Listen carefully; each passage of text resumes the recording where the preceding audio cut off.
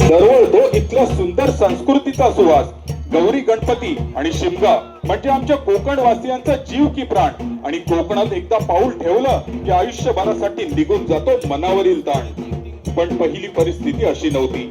फार फार वर्षापूर्वी सह्याद्रीच्या दाट जंगलात भैरासूर नावाचा राक्षस राहत होता.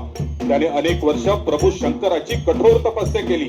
तो एका पायावर उभा राहून तप करायचा.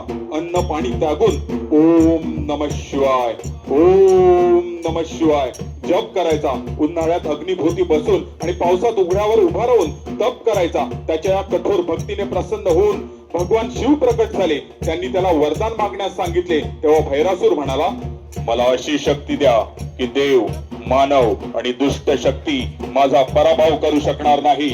प्रभू शिवानी त्याला मोठे सामर्थ्य दिले, पण चेतावणीही दिली, शक्तीचा उपयोग रक्षणासाठी कर, अहंकारासाठी नाही.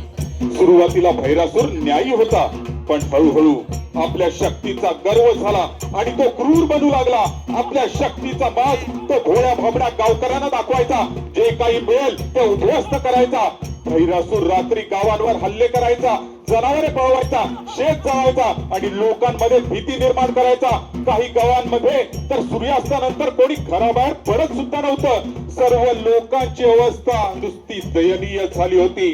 गावकऱ्यांनी अनेक देवतांची पूजा केली, पण त्रास मात्र कमी झाला नाही. शेवटी त्यांना एकदा एक ऋषी दिसले आणि त्यांनी ठरवलं, आता या ऋषींजवळ जाऊन आपली समस्या सांगायची. शेवटी त्यांना ऋषींनी सांगितलं, हा दैत्य उग्र शक्तीनेच नष्ट होईल. महादेवांच्या रौद्र रूपाला साकडं घालावं लागेल. तेव्हा सर्व गावकरी शिव मंदिरात जमले. अनेक दिवस जप, यज्ञ आणि उपवास सुरू झाले. असेच अमावस्येच्या रात्री अचानक मंदिरात प्रचंड तेजाने उग्र रूप प्रकट झाले.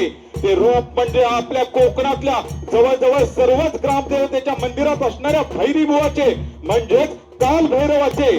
काळा वर्ण, लाल डोळे, हातात त्रिशूळ आणि कमरेला तलवार. त्या रूपाने संपूर्ण परिसर थरारला. भैरवाने भैरासुराला युद्धासाठी आव्हान दिले आणि जंगलात प्रचंड युद्ध सुरू झाले. भैरासुराने मायावी रूप घेऊन वादळ, आग आणि अंधार निर्माण केला, पण भैरव अजिबात डगमगले नाही. या भयंकर युद्धामध्ये शेवटी भैरवाने त्रिशूळाने भैरासुराचा वध केला. ज्या ठिकाणी राक्षसाचा अंत झाला तिथे भैरवाने गावकऱ्यांना सांगितले, या भूमीचे सदैव रक्षण मी करीन. त्या दिवसापासून त्या भागात भैरवाची ग्रामदैवत म्हणून पूजा सुरू झाली. पुढे भैरव याच नावाचा अपभ्रंश होऊन अनेक भागात भैरीदेव असे नाव प्रचलित झाले.